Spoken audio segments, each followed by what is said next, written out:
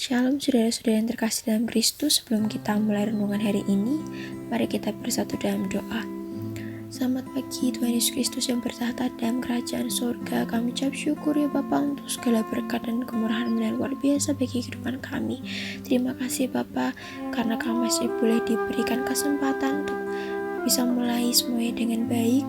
Dan biarlah renungan hari ini dapat menjadi berkat bagi kami, dapat menjadi kekuatan bagi kami, dan bahkan dapat menjadi pengingat bagi kami ya Bapa, untuk terus setia akan Engkau ya Bapa, untuk terus dapat melewati setiap hari-hari kami ke depan dengan baik ya Bapa.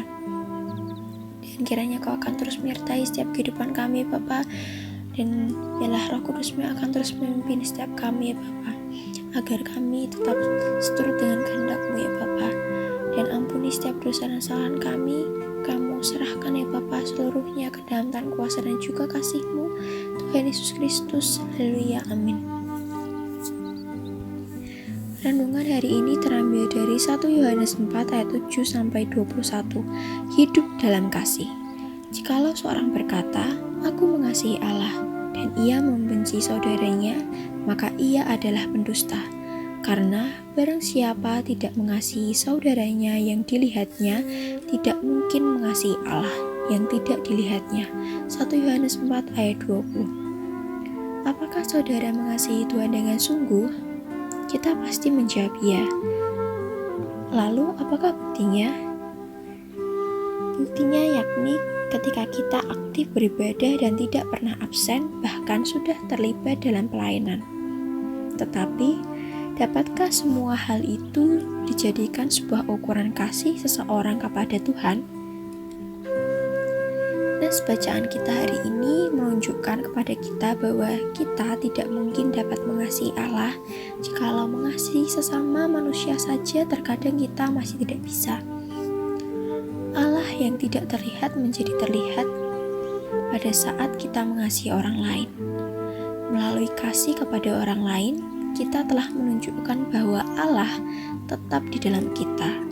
Ia tidak hanya diam di dalam kekekalan dengan segala kemuliaan dan kebesarannya. Dalam anugerahnya, Ia berkenan diam di dalam kita dan bahkan mewarnai kehidupan kita dengan kasih-Nya. Bukan hanya kasih kita, bukti bahwa Allah berdiam di dalam kita, namun kasih kita juga membuat kasih Allah menjadi sempurna. Tujuan akhir dari kasih Allah bukanlah diri kita sendiri, melainkan orang lain. Kita bukan sekedar objek kasih, melainkan saluran kasih. Dari penjelasan ini kita melihat bahwa kasih Allah kepada kita bukan sekedar sebuah contoh. Kasih Allah melalui kedatangan Kristus Yesus sebagai manusia bukanlah kisah moral semata-mata. Pemberian kasih itu sekaligus mencakup pemberian alasan, kemampuan, dan kewajiban untuk mengasihi orang lain. Bukti dari pernyataan kasih dalam kehidupan kita adalah kasih kepada Tuhan dan juga sesama. Bagian tersukar adalah kasih kepada Tuhan. Kalau kita berkata bisa mengasihi Tuhan, tapi bukti mengasihi saudara atau sesama tidak ada, berarti nonsens. Mintalah kasih Kristus memenuhi hati kita dan tinggallah di dalam kasih itu.